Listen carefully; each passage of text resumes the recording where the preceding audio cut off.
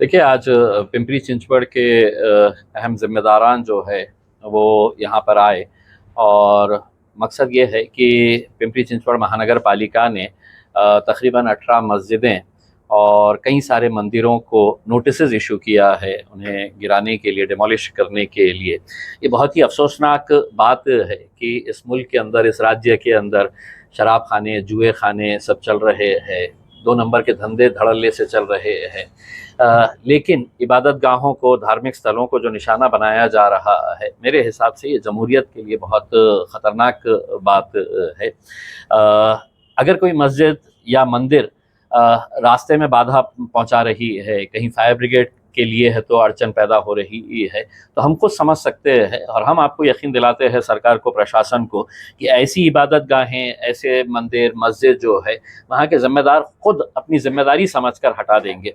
लेकिन महज एक सियासी रंजिश के तहत ये जो खेल खेला जा रहा है, ये बहुत ही गलत रास्ता इख्तियार किया जा रहा है। हम महाराष्ट्र की पुलिस को, प्रशासन को, पिंपरी चिंचवड़ महानगर पालिका के म्यूनसिपल कमिश्नर को, वहाँ के पुलिस कमिश्नर को ये अनुरोध करते हैं कि ये जो काम किया जा रहा है, हर कोई जानता है कि ये सियासी दबाव के अंदर किया जा रहा है। इसको कहीं ना कहीं अपनी जिम्मेदारी समझते हुए लॉ एंड ऑर्डर का सिचुएशन क्रिएट ना हो, इसके लिए दोबारा गौर करें। आज इस मीटिंग के अंदर ये भी तय हुआ है कि लोगों के अंदर जो नाराज़गी है, जो गुस्सा है, उसको लेकर लोग पीसफुल प्रोटेस्ट करना चाहते हैं, इस बारे में भी चर्चा हुई है। अब वहाँ के पिंपरी चिंचवड़ के जो जिम्मेदारान है, वहाँ की आवाम है, ये तय करेंगी कि ये पीसफुल प्रोटेस्ट कब होना है, कैसे होना है, इसमें कौन शामिल होना है।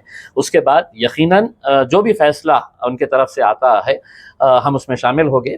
दूसरी बात यह है कि सिर्फ ये मस्जिदों का मामला नहीं है, इसके अंदर मंदिरों को भी निशाना बनाया जा रहा है और हम चाहते हैं कि सरकार ने मंदिर, मस्जिद हो, गिरजाघर हो, जो भी इबादत गाह हो, उसका तहफ़्फ़ुज़ करना ये हुकूमत की, सरकार की, प्रशासन की जिम्मेदारी है।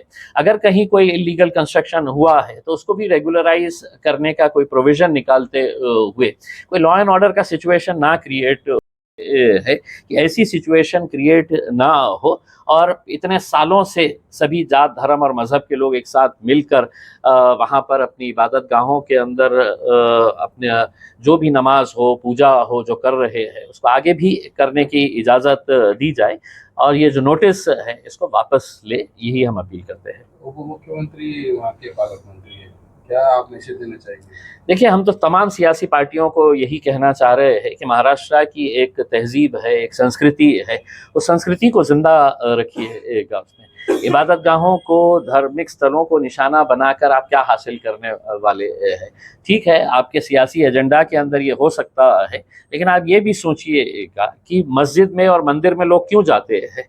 लोग इबादत करने के लिए जाते हैं और अगर आप वही उनको ही निशाना बना रहे हैं, उन्हें ही ख़त्म करना चाह रहे हैं, तो कहीं ना कहीं इसके अंदर से एक बहुत ही घटिया सियासत की हमें बू आ रही है।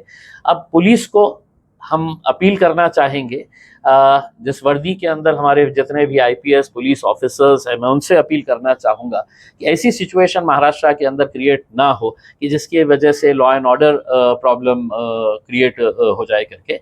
तो बहुत ही समझदारी के साथ वहाँ के ज़िम्मेदारों को पुलिस बुलाए, प्रशासन बुलाए, हुकूमत के अंदर जितने भी लोग बैठे हैं, चाहे वो वहाँ के डिप्टी चीफ मिनिस्टर हो, वहाँ के एमएलएज हो, एमपीज़ हो, सब साथ में बैठकर इसका रास्ता निकाला जा सकता है और हमें रोड के ऊपर आने की ज़रूरत नहीं है। अगर सभी लोग समझदारी के साथ और जिम्मेदारी के साथ अगर काम करते हैं तो कोई भी ये प्रोटेस्ट करना नहीं चाहेगा उसमें, अगर इसके अंदर कोई अच्छा रास्ता निकल सकता है तो।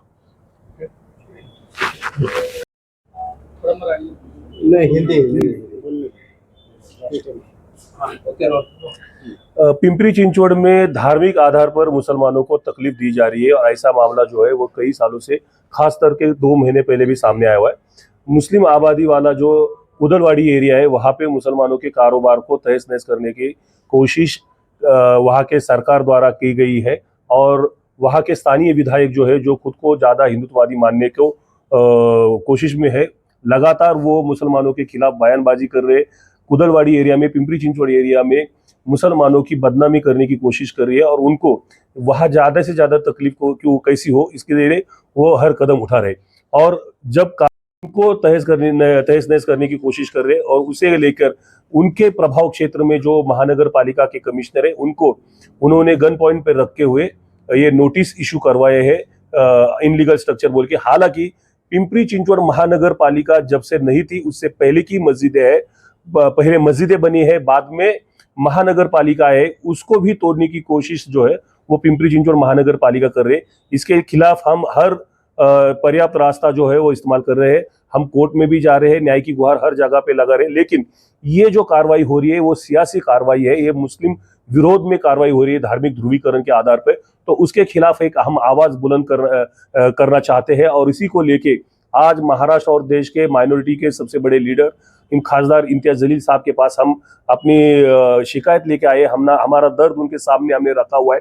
उन्होंने गहराई से सुना भी है और उन्होंने उस पर अफसोस जताया कि संविधान के रहते हुए ये इतनी इनलीगल बातें प्रशासन कैसे कर सकते हैं। और अगले हफ्ते हम एक हुंकार रैली पिंपरी चिंचवड़ में करने जा रहे हैं जिसमें लाखों की तादाद में लोग जमा होंगे और एक अपना आवाज बुलंद करेंगे कि सिर्फ हम पर ही धार्मिक आधार पर कार्रवाई क्यों की जा रही।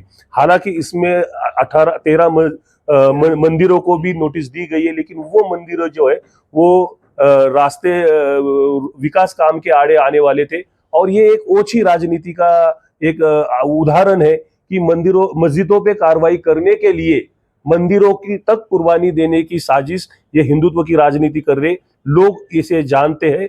और हिंदू और मुसलमान दोनों मिलकर हम ये हुंकार रैली करेंगे जिसमें खासदार इम्तियाज जलील साहब शिरकत करेंगे और कई सारे नेता आएंगे। यही बात मैं आपके सामने रखता हूँ। मेरा नाम राहुल डंबाड़े।